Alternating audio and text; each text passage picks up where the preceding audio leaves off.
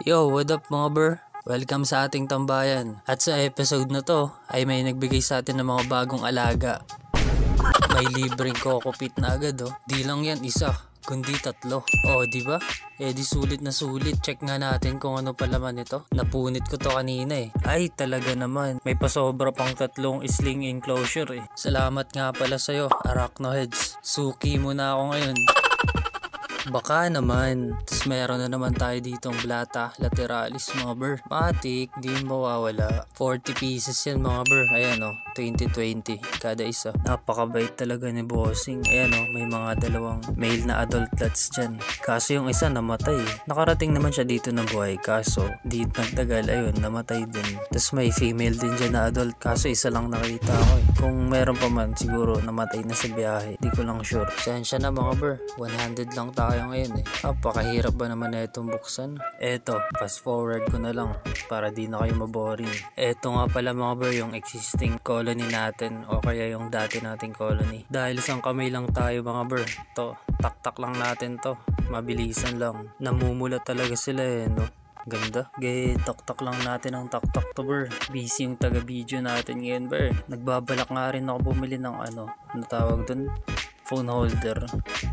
Para kahit mag-isa lang tayo, kaya natin mag-video. Dito mga bro, makikita natin yung mga namatay sa biyahe.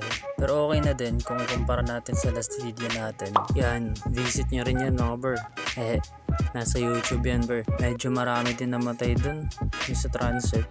Siguro nung sa warehouse, ang pangit na napaglagyan. Nilanggam ba naman? So kung ayan nakikita nyo mga bro, ayan siya oh. Fresh molt ata to, na male. Nagmolt siguro to during transit.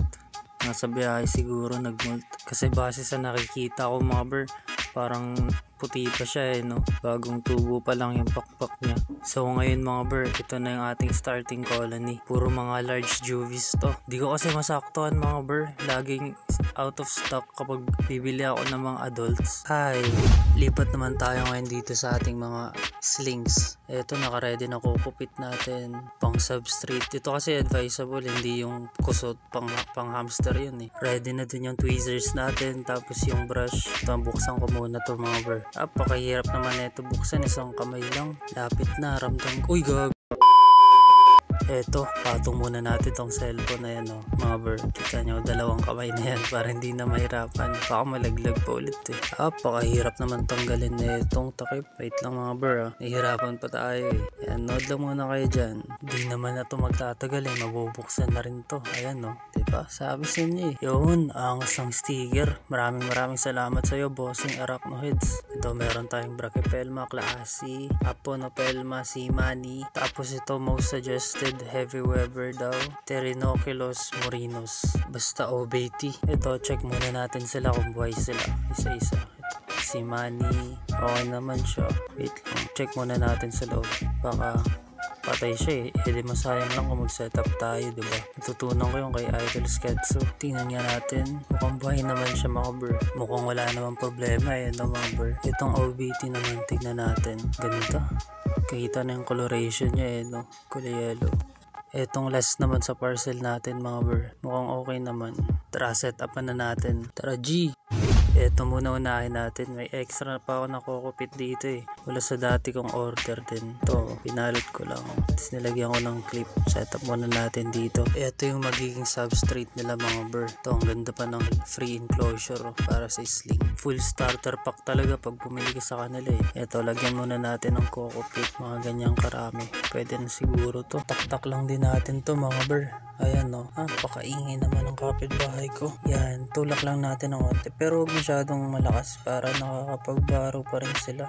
Diba? Ang ganda. Angas talaga. Tapos eto, may ano pa tayo dito mga bro. Spray bottle. Tapos spray lang. Misting lang. Isang side lang pa lang inisprayan ko para makapagpili siya kung siya niya gusto. May basa, tapos may dry. Misting lang muna kasi mga sling pa naman eh. Dito nagiging transparent lang ako sa inyo mga bro. Pinapakita ko lahat ng proseso pati pag-ayos. Ito yung unahin natin. Ito yung medyo hindi bolty. Kalmado lang to eh. Try natin gamitan ng brush. Pero yung maliit lang ayaw. Dito na nga lang, tweezer na lang. Try natin siya itulak. Pero gently lang, hindi masyado malakas. para di sila masaktan or whatsoever. Ayan, lumabas na rin. Eto nga pala mga bro, ang ating klase sling. Ganda rin no? Pero mas gaganda yan pag lumaki na. Pasok ka muna sa bahay mo boy. Or girl, sana girl. Ayan, tulak lang natin ng brush. Tapos ngayon, lalagyan naman natin siya ng label. Ayan ganda na. Free sticker. Ayan, dikit lang natin dito banda. Para hindi tayo malito. Halos magkakamukha kasi lahat ng mga sling Ayan, ganda na. Ay, ito pa pala mga bro. Takip ng soft drinks. Para may hide siya. Yan, okay na yan. Abangan nyo lang siya mga bro. Lalaki to dito sa ating tambayan. Ito na mga bro. Takpan muna natin to. Tapos sunod naman tayo. Ito na mga bro, ang final look ng setup natin. Simple lang naman pero maangas. Ito naman pangalawa natin mga bro. Isa itong C-Money. Hindi ko na pala pinakita kung paano ko sinet up yung enclosure niya. Kagaya lang din naman ng una Ito, try naman natin palabasin gamit tweezer. Kaso lang, mahina lang. Ayun, gagalit siya. Kinakagat niya yung tweezer. Ina-attack niya talaga. Napaka-aggressive naman na ito. Di ata siya natutuwa na nilagay siya sa ganyan Ito, yung tawag na ito, bulak na lang. Dahan-dahan natin hilain. Napakatibay naman na ito. Ayaw lumabas. Diyan na lang siguro niya gusto. Eto, dahan-dahanin lang natin muna mga bro. Ayan, lapit na. Labas ka na, labas ka. Yun, makalabas na rin siya. Ilapit natin sa camera. Ay, wait, bolty naman tong isa. I-ready ko lang catch cup ko mga bro. Wait lang. Para naman tong si The Flash. Napakabilis. Hop, pasok. Takpan ko na agad to. Dito na, oops. Huwag ka nang lalabas dyan. Asa na yung takip? Wait lang. Huwag ka magbubolt. Ito. Takpan ko na agad to mga bro. Delikado. Okay, next. Ito naman, most suggested to sa post ko mga comment nyo. Ang nag-iisang OBT. Hindi to advisable pala sa mga beginners Baka magugulatin din kayo. Tapos kilala to bilang isa sa mga aggressive na mga species Lalong lalo na to na OBT. Nagtitread post talaga sila. Ready ko lang catch cup ko mga bro. Mas mabilis pa to kay Flash Hirap na. Hirap na ito habulin. Buksan muna natin habang kalmado pa siya. Ayaw mag-focus yun. Pakita natin. Eto mga bro, ready lang natin yung takip ganyan Takpan natin agad. Kilala to kasi bilang bolty talaga. Ito, yan. Para may pa tayo. Back up. Para kung mag-bolt, dyan lang siya sa baba. Dahan-dahanin lang natin. Sabi nga nila, dahan-dahanin lang baka dumugo. It was at this moment he knew. He fucked up.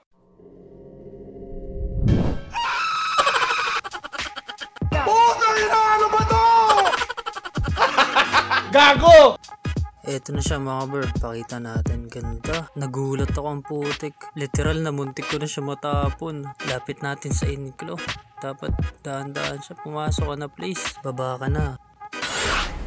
Awit naman, biglang nag-U-turn. Pinapahirapan pa ako malala. Kaya sa mga newbie, wag muna to.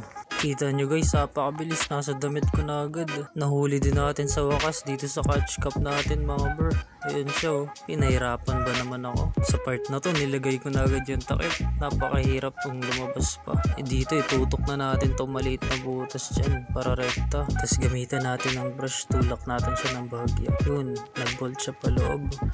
Baba ka pa. Grabe digmaan yun. Nakapasok din. Ayun, kung umabot ka sa puntong to mga bro, salamat sa panonood. Kung nagustuhan nyo, like nyo lang. Kung hindi, skip nyo lang. Ride safe lagi.